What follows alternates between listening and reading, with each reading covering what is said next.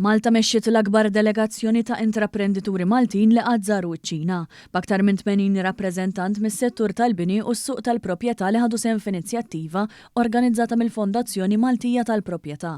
B'din id-delegazzjoni tmexxiet mill-Ministru għall-Ġustizzja u r-Riforma tas-Settur tal-Kostruzzjoni Attard.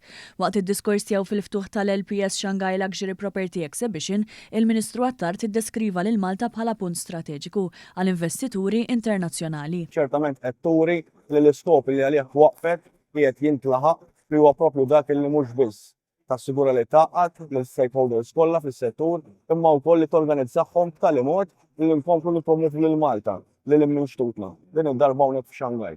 Fost l-inizjattivi ewlenin imħabbra f'Shanghai hemm it-tnedija tal-Property Price Register, aċċess għall-informazzjoni komprensiva relatata ma' tranzizzjonijiet kontrattwali tal-proprjetà, ix-xogħol fuq kodiċi nazzjonali tal-bini u l-kostruzzjoni, kwalità u sostenibilità kif ukoll riformi regolatorji kontinwi biex tissaħħaħ il-professjonalità u l-integrità fil-liċenzjar u l-klassifikazzjoni tal-kontratturi u l-aġenti.